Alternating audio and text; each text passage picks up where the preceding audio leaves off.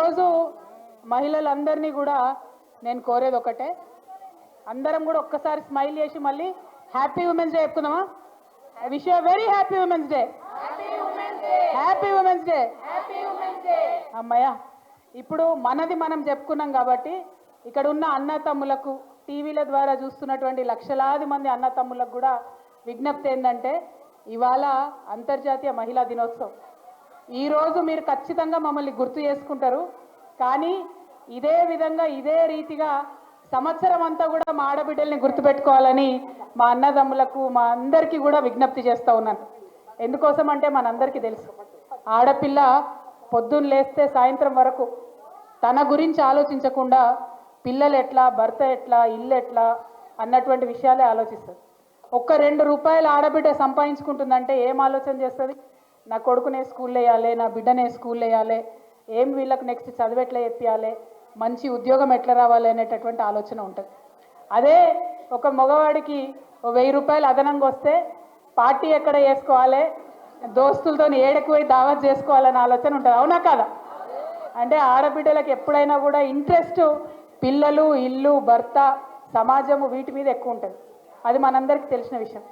అందుకోసమే ఎన్ని ప్రభుత్వాలు ఎన్ని రకాలుగా ప్రయత్నాలు చేసినా, మహిళా నాయకులుగా ఇంతమందిని మనందరం ప్రయత్నం చేసినా దేనికోసం ప్రయత్నం చేస్తాం? ప్రతి ఆడబిడ్డకు ఒక 2 రూపాయలు అదనంగా ఇన్కమ్ రావాలని ప్రయత్నం చేస్తాం. ఎందుకంటే వచ్చే 2 రూపాయల ఇన్కమ్ ఆడబిడ్డలు ఆ ఇంటి కోసం వాడతారు, ఆ సొసైటీ కోసం వాడతారు, తద్వారా ఆ సొసైటీ బాగుపడుతుంది అనే ఉద్దేశంతోనే ఆలోచన చేస్తాం. అయితే దాంతోనే సరిపోదు. మనం ఏం కోరుకుంటున్నాం? ఇవాళ మహిళలందరం కూడా ఇది ఇవాళ అంతర్జాతీయ మహిళా దినోత్సవం చేసుకుంటున్నాం. ఎందుకంటే ఒకసారి మన ముందున్నటువంటి ఆడబిడ్డలు వాళ్ళు చేసినటువంటి త్యాగాలు అవి కూడా గుర్తు తెచ్చుకోవాలి. అంతర్జాతీయ మహిళా దినోత్సవం అనేది వచ్చిందంటేనే ఎందుకు వచ్చింది? ఒకటే కంపెనీలా ఒక మగాయన పనిచేస్తుంటారు, ఒక లేడీ పనిచేస్తుంటారు, కానీ ఇద్దరికి సమాన జీతం ఇయ్యరు, ఇద్దరికి సమానంగా పని గంటలు ఉండవు. దానికోసం లొల్లి బయలుదేరింది ఎక్కడ? అమెరికాలో చాలా ఏండ్ల కిందట. ఆ లొల్లి బయలుదేరి ఇద్దరికి సమాన వేతనం ఇవ్వాలనేటటువంటి గొడవ దగ్గర నుండి అన్నిట్లో మరి మహిళలకు సమానత్వం రావాలనేటటువంటి ఒక చైతన్యం మనందరికి కూడా వచ్చింది. అది డబ్బు విషయం కావచ్చు, గౌరవ విషయం కావచ్చు, కుటుంబంలో ఒక చిన్న నిర్ణయం తీసుకోవాలనుకోండి. ఫర్ ఎగ్జాంపుల్, చాలామంది ఆడబిడ్డలు నాకు తెలుసు, చాలామంది ఆడబిడ్డలు బాధపడుతూ ఉంటారు. దేనికోసం? ఒకవేళ నా కడుపున ఒక కాయ కాస్తే ఆ బిడ్డకు ఏం పేరు పెట్టుకోవాలనేటటువంటి అధికారం చాలా ఇండ్లలో ఆడవాళ్ళకు ఉండదు. ఎవరు పెడతారు? భర్త పెడతాడు, లేకపోతే అత్తమామ పెడతారు, లేకపోతే ఇంకొకరు పెడతారు. అంటే శరీరం నాది, బిడ్డ నాది, నిర్ణయం మాత్రం నాది కాదు అనేటటువంటి బాధ చాలా మంది ఆడబిడ్డలకు కూడా ఉంటుంది. దీని మీద ఇక్కడనే కాదు, మన భారతదేశంలో, మన తెలంగాణలో అనుకోవద్దు మీరు, ప్రపంచవ్యాప్తంగా కూడా ఇదే పరిస్థితి. ప్రపంచవ్యాప్తంగా మన భారతదేశం కన్నా ఒక 100 ఏండ్లు ముంగటికి అమెరికా ఉంటుందని అనుకుంటాం మనం. అమెరికాలో కూడా అదే పరిస్థితి. శరీరం నాది, బిడ్డ నాది, పేరు పెట్టే అధికారం మాత్రం నాది కాదు. ఈ చర్చ అంతటా జరుగుతున్నది, ఇక్కడనే కాదు. అదేవిధంగా హక్కుల కోసం నా బిడ్డను ఏ స్కూల్లో వేయాలి, నిర్ణయం నాకు ఉండదు. నా బిడ్డను ఎవరికి ఇచ్చి పెళ్లి చేయాలి, నిర్ణయం నాది ఉండదు. ఇట్లా అనేక రకాలుగా నిర్ణయాలలో మహిళలు వెనకబడి ఉన్నారు. సో సమాన హక్కు కావాలంటే సమాన వేతనమే కాదు, సమాన గౌరవం, సమాన నిర్ణయాధికారం ఉన్నప్పుడే సంపూర్ణంగా మహిళా సాధికారిత సాధించినట్టు అనేటటువంటి విషయాన్ని మనందరం ఆలోచన చేయాలి. నిజంగా మన తెలంగాణ మనం ఒక అడుగు ముంగట్నే ఉన్నాం ప్రపంచం కన్నా. ఎందుకంటే మనకు మొదటి నుంచి ఇప్పటి వరకు వీర నారీమణులు అనేక మంది మన తెలంగాణ నుంచి పుట్టిన వాళ్ళు ఉన్నారు. అది మన చిట్యాల ఐలమ్మ కావచ్చు, మన రాణి రుద్రమదేవి కావచ్చు, ఒకరు కాదు, ఇద్దరు కాదు, అనేక మంది మహిళలు, గొప్ప గొప్ప మహిళలు తెలంగాణ గడ్డ మీద పుట్టిండ్రు. పేద ఇంట్లో పుట్టినమా, పెద్ద ఇంట్లో పుట్టినమా, రాణివాసంలో పుట్టినమా, ఇంకో దగ్గర పుట్టినమా అని కాదు. మహిళలందరం కూడా మనది ఒకటే కులం. ఒక్కసారి గుండెల మీద చేసుకొని ఆలోచించాలి. ఏ కులంలో పుట్టిన ఆడబిడ్డ అయినా, గొప్ప ఇంట్లో పుట్టిన ఆడబిడ్డ అయినా, పేద ఇంట్లో పుట్టిన ఆడబిడ్డ అయినా ఆ ఇంట్లో ద్వితీయ శ్రేణి పౌరురాలుగా మాత్రమే ఉంటుంది. అవునా కాదు? అంతేనా? నిర్ణయాధికారం ఎవరికైనా కూడా వారి చేతిలో ఉండదు. అందుకే ఇవాళ నేను చెప్తున్నా, మహిళలందరం కూడా ఒకటే కులం, మన కులం మొత్తం లేదు. మహిళల ఐక్యత సాధించాలనేటటువంటి మాట అందుకోసమే మాట్లాడుతోంది. మహిళలందరం ఒకటే దగ్గర ఉండి గట్టిగా వచ్చి కొట్లాడితేనే సాధ్యమవుతుంది. అది శ్రామిక వర్గానికి సంబంధించినటువంటి మహిళలు కావచ్చు, అనేకమైనటువంటి ఉన్నత వర్గాల్లో ఉన్నటువంటి మహిళలు కావచ్చు, సాఫ్ట్వేర్ ఉద్యోగాలు చేస్తున్నటువంటి ఆడపిల్లలు కావచ్చు, రాజకీయ రంగాల్లో ఉన్నటువంటి ఆడబిడ్డలు కావచ్చు, పారిశ్రామికవేత్తలుగా ఉన్నటువంటి ఆడబిడ్డలు కావచ్చు, ఎవరైనా కూడా వారి వారి ఇండ్లలో మరి ద్వితీయ శ్రేణి పౌరులుగా ఉన్నారనేటటువంటి వాదన ఒక్క తెలంగాణలో కాదు, ప్రపంచం అంతటా కూడా అదే వాదన ఉన్నది. ఆ వాదన ఎప్పుడైతే విడిపోతుందో, ఎప్పుడైతే నిర్ణయాధికారం ఆడబిడ్డది అవుతుందో అప్పుడే ప్రపంచం ముందుకెళ్ళే ఆస్కారం ఉంటుంది. ఇవాళనే ఏదో మాట్లాడుతూ ఉంటే ఒక సోదరి చెప్తా ఉండే, భారతదేశం ముందుకు పోవాలి, భారతదేశం ఎదగాలి అని అంటే ఎట్లా ఎదుగుతుంది? ఇవాళ ప్రపంచవ్యాప్తంగా పనిచేసే వాళ్ళ సంఖ్య చూసుకుంటే, అమెరికాలో చూసుకుంటే దాదాపు 40% మంది ఆడపిల్లలు ఉద్యోగాలలో ఉన్నారు, 40% మంది ఆడవాళ్ళు రాజకీయాలలో ముంగట ఉన్నారు. కానీ ఇండియాలో చూసుకుంటే ఆ శాతం 17% కన్నా తక్కువ ఉన్నది. అంటే భారతదేశంలో కనుక 50% మంది మహిళలను మనం బయటకు తీసుకొస్తే 5 లక్షల కోట్ల పైచిలకు జీడిపికి మనం ఆదాయం ఇవ్వగలుగుతాం. కానీ ఎక్కడున్నాయి వసతులు? ఎక్కడున్నాయి? ఇలా పని చేస్తున్నటువంటి ఆడవాళ్ళు ఒకసారి ఆలోచించాలి. మనం కంపెనీకి పోతాం, పని చేస్తాం పొద్దున నుండి సాయంత్రం వరకు, ఒక బాత్రూమ్ ఉంటుందా? ఒక చేంజింగ్ రూమ్ ఉంటుందా? మనకు పీరియడ్స్ వస్తాయి, మార్చుకోవాలంటే అవకాశం ఉంటుందా? ఇలా పార్టీలలో తిరుగుతాం, రాజకీయాలలో తిరుగుతాం, ఏ ఒక్క నాయకుడన్నా మనల్ని అడుగుతాడా మీరు ఎట్లున్నారు, ఎక్కడ పోతున్నారు, తింటున్నారా, ఉంటున్నారా అని? అడగరు. అంటే ఈ సోయి ఎప్పుడైతే వస్తుందో అప్పుడే మనం ఎదుగుతాం. కేసీఆర్ గారు లాంటి నాయకులు ఉన్నటువంటి పార్టీలలో ఏం జరుగుతుందంటే పాలనలో ప్రతిదానికి మహిళను కూడా సెంట్రిక్గా చేసుకొని పరిపాలన చేసినాం మనం. అది ఏ పథకం అన్నది కాదు, అది అల్టిమేట్గా మహిళకు చెందాలి, మహిళ బాగుండాలని చేసినాం. కానీ ఆ సోయి ఎంతమంది నాయకులకు ఉంటుంది? ఆ సోయి ఎంతమంది లీడర్లకు ఉంటుంది? మీరు ఒక్కసారి ఆలోచన చేయాలి. ఇవాళ చిన్న పిల్లలు, స్కూల్ పిల్లలు ఉన్నారు, ఆడపిల్లలు ఉన్నారు. చాలా మంది మండల కేంద్రాలలో ఉన్న ఆడపిల్లలు డిగ్రీ కోసము జిల్లా కేంద్రానికి పోవాలంటే భయపడతారు. ఎందుకోసం భయపడతారు? టైంకు బస్సు దొరకదు, మనం పోయే టైంకు కాలేజీ ఇచ్చే టైంకి బస్సు ఉంటుందా ఉండదో తెలియదు, బస్సు ఉంది పోదామంటే అక్కడ లంచ్కి దొరుకుతుందా దొరకదు తెలియదు, బాత్రూమ్ ఉంటుందా ఉండదో తెలియదు. ఇవన్నీ చిన్న సమస్యలు అనిపిస్తాయి చెప్తే, కానీ అనుభవిస్తే తెలుస్తుంది ఆ బాధ ఎంత ఉంటుందో. ఆ బాధ అనుభవంలోకి మగవాళ్లకు రాదు కాబట్టే మన కోసం బాత్రూమ్లు కట్టరు, మన కోసం మనల్ని ఆలోచన చేయరు, మన కోసం ఏం విషయం కూడా మాట్లాడరు. ఇవాళ నేను మళ్ళీ మీ అందరికి చెప్తున్నా, అంతర్జాతీయ మహిళా దినోత్సవం వచ్చిందంటే ఏదో మనం కేక్ కట్ చేసుకున్నామా, ముచ్చట్లు పెట్టుకున్నామా, పోయినామా అన్నది కాదు. అది కూడా చేయాలి, సంబరాలు చేయాలి. ఎందుకంటే ఇవాళ భూగర్భ గనులలోకి దిగేటటువంటి ఆడబిడ్డల నుంచి అంతరిక్షంలో ఎగిరే ఆడబిడ్డల దాకా కూడా మనం ఎదిగినాం. కానీ అయినా అడుగడుగున అవాంతరాలే ఉన్నాయి. ఆ అవాంతరాలను ఎట్లా అధిగమించాలని ఆలోచన చేయాల్సినటువంటి బాధ్యత ఎవరి మీద ఉన్నది? ఇదిగో రాజకీయాలలో ఉన్న మనలాంటి వాళ్ళ మీద ఉన్నది. మనం రాజకీయంలో ఒక అడుగు ముందుకేసి వచ్చినాం. ఒకసారి మీరు అందరు ఇక్కడ ఉన్నటువంటి అక్క చెల్లెలు ఆలోచన చేసుకోవాలి. వచ్చే ముందు ఏమేం చేసి వచ్చిర్రు? కొడుకు టిఫిన్ డబ్బా పెట్టినామా లేదా, వంట చేసి పెట్టినామా లేదా, ఒకవేళ ఇక్కడ మీటింగ్లో లేట్ అయితే సాయంత్రం అన్నంకి అరేంజ్మెంట్ ఉందా లేదా, అన్నీ చూసుకొనే వచ్చినాం మనం. అవునా కదా? అంటే ఆడవాళ్ళం మనం డబుల్ పని చేయాలి, ఒకటి కాదు రెండు కాదు, డబుల్ పని చేయాల్సి ఉంటుంది. అంత డబుల్ పని చేస్తే కూడా మళ్ళీ ఎక్కడన్నా ఫెయిల్ అయినాం అనుకోండి, నేను చెప్తే కదనే మీ ఆడవాళ్ళకి సీట్లు లేదంటే ఇద్దరు ఆయన తోడిపోయారు అంటారు. అవునా కదా? అదే సీట్లో ఒక మగ ఆయన 3 సార్లు ఓడిపోతే 4వ సారి టికెట్ ఇస్తారు, కానీ ఆడవాళ్ళు ఒక్కసారి ఓడిపోతే ఏ ఆడవాళ్ళకి ఇవ్వద్దా అంటారు. అంటే మన మీద అదొక ప్రెషర్, అదనపు బర్డెన్. అంటే నీకు ఏదైనా పని చెప్తే అది సక్సెస్ చేయాలని అదొక అదనపు బర్డెన్. ఎందుకు ఈ మాట చెప్తా ఉన్నా అంటే ఊకదంపుడు ఉపన్యాసాలు మస్తు ఇవ్వచ్చు, కానీ నిజమైనటువంటి ఆలోచన చేసుకొని తెలంగాణ బిడ్డలం మనం ముందడిగేసినాం కాబట్టే ఆనాడు ఉద్యమంలో సక్సెస్ అయినాం. తెలంగాణ వచ్చిన తర్వాత మరి అద్భుతంగా మన మహిళలు ప్రగతి సాధించాలంటే ఇట్లా ఆలోచన చేసుకోవాలి. ఉట్టుగా ఉపన్యాసాలు, పాటలు, ఎగ్జైట్ అవ్వడం అది కాదు, అది జరుగుతూనే ఉంటుంది. టీవీ ఛానల్ వాళ్ళు ఉన్నారబ్బా, చాలా మంది నా దగ్గరికి వచ్చి మహిళా దినోత్సవం ఇంటర్వ్యూ ఇవ్వమని అడుగుతారు. నేను ఒక 10 ఏళ్ళ బంద్ పెట్టిన మహిళా దినోత్సవం ఇంటర్వ్యూలు ఇచ్చుడు. ఎందుకోసం తెలుసా? నేను ఒకటే చెప్పిన, మహిళా దినోత్సవం వచ్చి నన్ను అడగక ఇంటర్వ్యూ ఇవ్వమని. ఎవ్రీడే రా నా దగ్గరికి, ఎవ్రీడే వచ్చి నా ఒపీనియన్ అడుగు, ఈ విషయం మీద నీ ఒపీనియన్ ఏందని చెప్పి నేను చెప్తా. అంతేగాని మహిళా దినోత్సవం మీద వచ్చి నువ్వు మహిళల సాధికారిత మీద ఇంటర్వ్యూలు అంటే నేను 10 ఏళ్ళ బంద్ పెట్టిన ఇంటర్వ్యూలు ఇస్తలేను. ఎందుకంటే నేను బలంగా చెప్పిన, ఎవ్రీడే ప్రతి విషయం మీద నా ఒపీనియన్ అడుగు, మహిళగా నేను చెప్తాను. కానీ మహిళా దినోత్సవం అప్పుడే మేము గుర్తొస్తే దాని లాభం ఏమవుతుంది? దేవుళ్ళు, దేవతలు, మహిళలు అంటారు మనల్ని. అవును, దేవుళ్ళు అయితే ఏమవుతుంది? ఫోటో పెడతారు, పూజ చేస్తారు, దండేస్తారు, తర్వాత అవుట్. బయటకు పోయినాక గుర్తుంటారా? ఉండరు. అట్లా దేవుళ్ళు, దేవతలు అంత గౌరవం మాకు అవసరం లేదు. మీతో సమానంగా మనుషులుగా మమ్మల్ని చూస్తే చాలని చెప్పి నేను ఈ సందర్భంగా మాట్లాడుతూ ఉన్నాను. ఎందుకోసము ఈ మాటలు చెప్తా ఉన్నా అంటే మనము కేసీఆర్ గారి సైనికులం. ఏం చేసిరు కేసీఆర్ గారు? మనకు అవకాశం వస్తే తెలంగాణ రాష్ట్రం వస్తే అనేకమైన కార్యక్రమాలు మహిళలకు చేసుకున్నాం. ఇలా నిజంగా మీరు ఆలోచించండి, ఒక పేద ఇంటి ఆడపిల్ల గర్భవతి అయితే ఎవరిస్తారమ్మా నెలకు 1000 రూపాయలు? అత్తిస్తాడా, మామిస్తాడా, భర్త ఇస్తాడా, 2 పండ్లు కొనుక్కోమని ఎవరైనా మేనమామ వచ్చి ఇస్తాడా? కేసీఆర్ గారు ఇచ్చిరమ్మా ఆలోచన చేసి. ఇవాళ ఆ పథకాన్ని కూడా తీసేసేంత కర్కోటకమైన ప్రభుత్వం తెలంగాణలో ఉన్నదంటే మరి మనం నాయకురాళ్ళ మహిళల మాట్లాడాలన్నా వద్దా ఒకసారి ఆలోచించి. అంటే మన కోసం కాదు, పక్కోళ్ళ కోసం మాట్లాడాలి. ఎప్పుడు మనం పవర్ఫుల్ అవుతాం తెలుసా? మా అక్క చెల్లెలందరూ ఒకసారి ఆలోచించుకోవాలి. మన కోసం మనం మాట్లాడుకుంటే సెల్ఫిష్ అవుతాం, స్వార్థపరులు అవుతాం. పక్కోని హక్కుల కోసం మాట్లాడితే నువ్వు పవర్ఫుల్ అవుతావు. అది ఒక మహిళ నాయకురాలుగా ఎదగాలన్నా, నాయకులుగా ఎదగాలన్నా ఆలోచించుకోవాల్సిన అంశం. ఇంకొక మాట అక్క, మా అక్క చెల్లెలకు కూడా నేను చెప్పాలి, టీవీల ద్వారా కూడా ప్రపంచం అంతా చూస్తుంది కాబట్టి చెప్పాలి. ఆడవాళ్ళైనా మగవాళ్ళైనా సక్సెస్కి షార్ట్ కట్ ఉండదు. ఎవరైనా కష్టపడాల్సిందే. ఆడవాళ్ళు ఇంకెక్కువ కష్టపడాలి. ఇగో ఇక్కడ ఉన్న మా అక్కలందరికీ తెలుసు, ఎమ్మెల్యేలుగా గెలిచిన వాళ్ళు ఉన్నారు, జెడ్పీ చైర్మన్లుగా చేసిన వాళ్ళు ఉన్నారు, మినిస్టర్లుగా చేసిన అక్కలు ఉన్నారు, ఎంపీలుగా చేసిన వాళ్ళు ఉన్నారు.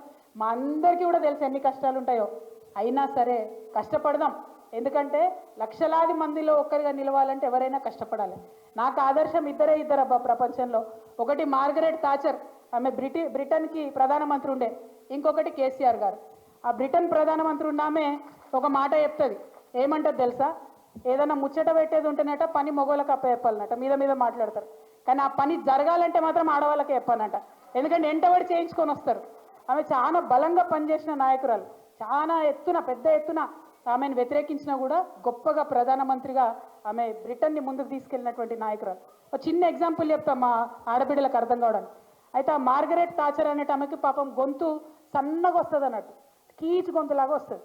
ఆమె గొంతు కీచు గొంతులాగా ఉందని చెప్పి ఆమెకు రాజకీయంగా అవకాశాలు ఇవ్వకపోతే ఆమె కష్టపడి ఆమె గొంతు మీద వర్క్ చేసి బలమైన గొంతుక, బలమైన విషయం వినిపించాలని ఆ స్థాయి నుంచి పనిచేసి పైకి వచ్చిన నాయకురాలు. అంటే మనలో లోపాలు ఉంటాయి, మనలో ఖచ్చితంగా ప్రతి మనిషి అనక లోపాలు లేకుండా ఎందుకుంటాం.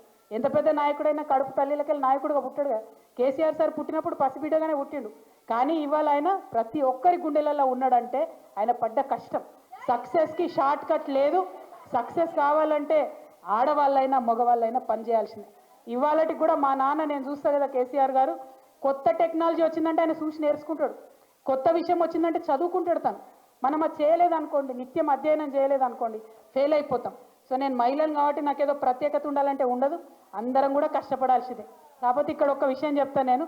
మా నాన్న ఇవాళ ఇంత పెద్ద నాయకుడు ఏంటంటే అందులో 2 మహిళల పాత్ర ఉన్నది. ఒకటి మా నాన్న వాళ్ళ అమ్మది, ఇంకొకటి మా అమ్మది. మా అమ్మ ఓపికగా అండగా నాన్నతో నిలబడ్డది కాబట్టి తెలంగాణ ఉద్యమంలో ఆయన కుటుంబం విడిచిపెట్టి పోయినా కూడా ఆమె ఇంటిని చూసుకున్నది కాబట్టి ఇవాళ వారు అంత పెద్ద నాయకులే. సో మన పాత్ర తెర వెనుక ఉన్నా, తెర ముంగటున్నా తక్కువేం ఉండదు. కాబట్టి మనం ధైర్యం కోల్పోవాల్సిన అవసరం లేదు. ఇక్కడ మాత్రం ఇంకొక విషయం దయచేసి నేను మీ అందరికి చెప్పదలుచుకున్నా, మీరు కూడా ఆలోచించాలి. ఎందుకంటే మీరు ఇక్కడ వచ్చిన వాళ్ళందరూ కూడా పవర్ఫుల్ నాయకులు. మీరందరూ మళ్ళీ బయటకు పోయి 1000 మందికి చెప్తారు కాబట్టి ఖచ్చితంగా ఈ మాట చెప్పాలి. నేను ఉట్టిగా చెప్తలే, పంజాల కింద పోయి. ఎందుకు తెలుసా? కేరళ ప్రభుత్వం ఒక పని చేసి, టెక్స్ట్ బుక్స్లలో బొమ్మలు ఉంటాయి, చిన్నపిల్లలకు నేర్పించే బొమ్మలు. మామూలుగా బొమ్మలు ఎట్లుంటాయి? ఒక ఇంటి బొమ్మ తీస్తే అమ్మ వంటింట్లో వంట చేసుకుంటుంటుంది, నాన్న కూర్చొని రాసుకుంటుంటాడు. మగపిల్లగాడేమో ఏరోప్లేన్లతో ఆడుకుంటుంటాడు, ఆడపిల్లనేమో బొమ్మరిళ్లతో ఆడుకుంటుంటాడు. అంటే అర్థమైంది, ఆడపిల్లలు బొమ్మలతో ఆడుకోవాలి, మగపిల్లగాళ్ళు ఏరోప్లేన్లో కూడా ఆలోచన చేయొచ్చు, నాన్ననేమో మీద కూసుకొని రాస్తాడు, అమ్మ వంట చేస్తుందని అర్థం. చెప్పకనే ఒక మగపిల్లగాడికైనా ఆడపిల్లకైనా మనం అది చెప్తున్నాం. కేరళ ప్రభుత్వం దీని మీద ఆలోచన చేసి అధ్యయనం చేసి ఏం చేసిందంటే, ఇవాళ కేరళ టెక్స్ట్ బుక్లలో మీరు చూసుకుంటే ఆడబిడ్డలు రాసుకునేది ఉంటుంది, నాన్న వంట పనిలో సహాయం చేస్తున్నది ఉంటుంది, ఆడపిల్లలు ఆడుకునేది ఉంటుంది, స్పోర్ట్స్ ఉంటుంది, మగపిల్లగాళ్ళు ఇంకో పని చేస్తుంది. అంటే అందరూ కూడా ఎవరైనా ఆడ మగ తేడా లేకుండా పనిని పంచుకోవాలి, కుటుంబ భారాన్ని పంచుకోవాలి, ఆకాశమే హద్దుగా మనకు అవకాశాలు దొరుకుతాయి, దానికోసం ఆలోచన చేయాలని ఒక మెసేజ్, ఒక బొమ్మలు ఉంటుంది. అటువంటి ప్రయత్నం మన తెలంగాణలో జరగాలి. అటువంటి ఆలోచన మన తెలంగాణ ప్రభుత్వం చేసే విధంగా ఇగో ఇక్కడ ఉన్న మహిళా నాయకులు మనం అందరం కూడా ప్రయత్నం చేయాలి. ఆ చిన్న చిన్న విషయాలు. ఇంకొక మాట ఏంది, మనకు లేడీస్ కూడా లేడీస్నే మాట్లాడుకుంటాం మనం 10 సార్లు. ఏమంటాం? ఎవరైనా మగపిల్లాడు ఏడుస్తున్నాడు అనుకో, ఏ ఊకి ఆడపిల్లలకి ఏడవకరా అంటాం. అంటమానమా? మనం బంద్ పెట్టుకోవాలి అటువంటి మాటలు. నిజంగా చెప్తున్నాను, తక్కువ చేసుకోవద్దు మనల్ని మనం. ఎట్టి పరిస్థితుల్లో మనల్ని మనం ఇన్సల్ట్ చేసుకోవద్దు. ఇంకొక మాట మనకు గుర్తొస్తుంది, నేను చిన్నప్పుడు 5వ 6వ తరగతిలో మా స్టాన్లీ స్కూల్ నడిచిపోయి వస్తుంటే ఆడ ఒక థియేటర్ ఉంటుంది. ఆ థియేటర్లు అన్నీ పిచ్చి సినిమాలు ఆడుతుంటాయి. అయితే అక్కడ ఒక అశ్లీలంగా ఉన్నటువంటి పోస్టర్ ఉంటే నేను చూసిన 5వ 6వ తరగతిలో చాలా మంది ఆడవాళ్ళు వచ్చి ఆ పోస్టర్ వీక్ అక్కడ తగలబెట్టిరు. నాకు అర్థం కాలే వీళ్ళు ఏం చేస్తున్నారు. కానీ ఆ తర్వాత అక్క ఇప్పటి వరకు కూడా నేను ఈ 10 సంవత్సరాలలో నేను రాజకీయంగా ఇంత యాక్టివ్గా తిరుగుతున్నా, ఎక్కడ కూడా ఒక మహిళా మండలి పోయి ఒక పోస్టర్ తగలబెట్టింది నాకు కనవడలే. ఇవాళ మన ఇండ్లకు నెట్ఫ్లిక్స్, జీటీవీ, వీటీవీ 100 టీవీలల్లో అశ్లీసం అంతా మన ఇంట్లోకే వచ్చింది, మన సోఫా కాడికే వచ్చింది. ఒక్కళ్ళమన్నా మాట్లాడుతున్నామా అక్క? ఒక్కళ్ళమన్నా వాయిస్ రేజ్ చేస్తున్నామా? అంటే మన పురాణాలు ఏం చూస్తున్నారు, మనం ఏం చూస్తున్నాం ఆలోచిస్తలేం. నేను మీతో రిక్వెస్ట్ చేసేది ఒకటే, మహిళా సాధికారిత అంటే టీవీలకు మహిళ ఏ విధంగా కనబడుతుందో ఆ ముద్ర ఇక్కడ పడుతుంది మగపిల్లలకు. మహిళల మీద క్రైమ్ ఎక్కువైతుందంటే టీవీలలో చూపించే బొమ్మల్ని చూసి మహిళ అంటే ఇట్లా బొమ్మలాగా ఉండాలనుకుంటారు. అట్లా కాదు, అమ్మలాగా ఉండాలని నేర్పించే కల్చరు మనం మొదలు పెట్టాలి. దానికోసం మహిళా నాయకత్వం మనమంతా కూడా తప్పకుండా కృషి చేయాలి. ఇంకోటి ఏముంటుంది, ఇక మనని విడగొట్టాలి ఆడోళ్ళను. అంటే ఏంది, అత్త మీద కోడలు స్కీమ్ వేయాలి, కోడల మీద అత్త స్కీమ్ వేయాలి. ఇవే సీరియల్ ఉంటాయి, కర్మగాలి మనం అవే సీరియల్ చూస్తుంటాం. అంతేనా కదా? సూపర్ హిట్ సీరియల్ అంటే ఏంటంటే అత్త ప్లాన్ చేస్తుంటుంది కోడల్ని ఎట్లా చంపాలో, కోడలు ప్లాన్ చేస్తుంటుంది అత్త. ఎందుకు ఇవి? వాటి మీద మనం ఎందుకు మాట్లాడతలేం? మనం అంత చెడ్డవాళ్ళమ్మా? అత్త వేరు అమ్మ వేరు అవుతుందని? అత్త లేకపోతే మా ఆయన ఎక్కడికి వెళ్ళి వచ్చిండు? ఎగ్జాంపుల్ చెప్తున్నా. మనం అది ఆలోచన చేసుకోవాలి కదా. మనం ఎందుకు మనల్ని మనం తక్కువ చేసి చూపించుకోవాలి? మనల్ని తక్కువ చేసి చూపించేటటువంటి వాటిని మనం ఎందుకు ఎంకరేజ్ చేయాలి? దయచేసి అది ఆలోచన చేయవలసిందిగా మిమ్మల్ని నేను కోరుతున్నాను. మరి వీటన్నిటితో పాటు మనము ఇవాళ ప్రభుత్వం నడుస్తున్న తెలంగాణలో వాళ్ళు మహిళలకు కొన్ని మాటలు ఇచ్చిండ్రు. మరి ఆ మాటలు ఇంప్లిమెంట్ చేయాలని కూడా ఖచ్చితంగా అడగాల్సినటువంటి అవసరం ఉన్నది. కేంద్ర ప్రభుత్వం ఏం చేసింది? మనకు 2023లో రిజర్వేషన్ చట్టం తీసుకొచ్చింది, మహిళా రిజర్వేషన్ చట్టం తీసుకొచ్చి ఏమన్నారు? ఇంప్లిమెంట్ చేస్తామన్నారు. కానీ దాన్ని దేంతో ముడిపెట్టిరు? జనగణనతో ముడిపెట్టిరు. అంటే జనగణన చేసేంత వరకు మహిళా బిల్లు రాదు. రాకపోవడం వల్ల ఏం జరిగింది? ఇవాళ మహారాష్ట్రలో ఎన్నికలైనాయి, అక్కడ ఎమ్మెల్యేలు కాకుండా మహిళలు ఆగిపోయారు. ఢిల్లీలో ఎన్నికలైనాయి, అక్కడ మహిళలకు రిజర్వేషన్ వర్తించలేదు. హర్యానాలో ఎన్నికలైన, అక్కడ మహిళా రిజర్వేషన్ వర్తించలేదు. నేను కేంద్ర ప్రభుత్వాన్ని ఈరోజు డిమాండ్ చేస్తూ ఉన్నాను, మీరు ఈ బడ్జెట్లో ఎందుకు డబ్బులు పెట్టలేదు? తొందరగా జనగణన చేయండి. మీరు జనగణన చేస్తే ఇప్పుడు రాబోయే బీహార్ ఎన్నికలలో మహిళలు ఎమ్మెల్యేలు అవుతారు.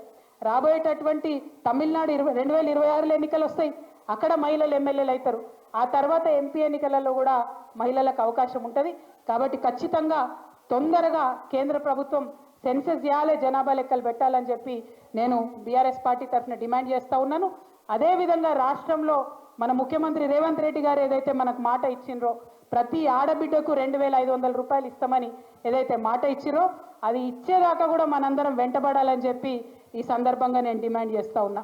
మరి ఇవాళ మహిళల కోసం పెద్దగా 1,00,000 మందితోని మీటింగ్ పెట్టిరట కాంగ్రెస్ ప్రభుత్వం నుంచి. వెల్కమ్ చేద్దాం, ఎందుకంటే మహిళలందరూ ఒక దగ్గరకు వచ్చినప్పుడు. ఏం చెప్పిర్రు అన్నాడు ఎన్నికల కన్నా ముందు? 1,00,00,000 మంది మహిళలను కోటీశ్వర్లు చేస్తామని చెప్పారు. మరి ఎట్లా చేస్తారు కోటీశ్వరుల్ని? ఒక పెట్రోల్ బంక్ ఇచ్చి కోటీశ్వర్లు చేస్తారా? కాదు కదా. 650 బస్సులు పెడతామన్నారు ఆర్టీసీలో.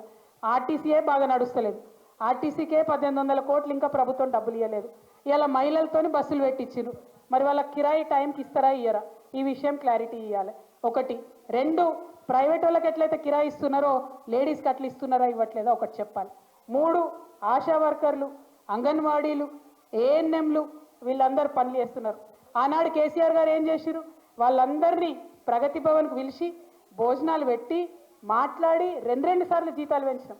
కానీ 15 నెలలు అవుతుంది ఈ ప్రభుత్వం వచ్చి, ఇప్పటి వరకు కూడా మన ఈ ప్రభుత్వంలో ఆశాలను విలువలేదు, అంగన్వాడీ వర్కర్లను విలువలేదు, ఈ విఓఏలను విలువలేదు. ఈ విఓఏలు ఎవరికి కూడా ఆర్పీలను విలువలేదు. వాళ్ళకి రావాల్సిన డిఏలు ఇవ్వలేదు, వాళ్ళకి రావాల్సిన బెనిఫిట్స్ ఇవ్వలేదు. సో ఇవన్నీ కూడా మనం అడగాల్సినటువంటి అవసరం ఉంది. ఒక పక్క కేంద్ర రాష్ట్ర ప్రభుత్వాల మీద యుద్ధం చేస్తూ, ఇంకొక పక్క తెలంగాణ సంస్కృతి అయినటువంటి బతుకమ్మను, బోనాలను కాపాడుకుంటూ, అన్నిటికన్నా ఎక్కువ మన అస్తిత్వాన్ని కాపాడుకుంటూ, మన ఆడబిడ్డలకు, మన ఫ్యూచర్ జనరేషన్స్కి ధైర్యం ఇచ్చే విధంగా మనందరం కూడా ఉండాలని చెప్పి, ప్రతి ఆడబిడ్డకు గౌరవం దక్కాలి, ప్రతి ఆడబిడ్డకు ఆదాయం పెరగాలి, ప్రతి ఆడబిడ్డకు అవకాశాలు రావాలనేటటువంటి కోరికతోని, దానికోసం ఉద్యమించాలనేటటువంటి పిలుపుతోని మీ అందరికీ మళ్ళొకసారి అంతర్జాతీయ మహిళా దినోత్సవం సందర్భంగా శుభాకాంక్షలు తెలియజేస్తూ నేను సెలవు తీసుకుంటున్నాను. జై తెలంగాణ, జై కేసీఆర్, మహిళల ఐక్యత, మహిళల ఐక్యత. వెనక కూర్చున్న వాళ్ళు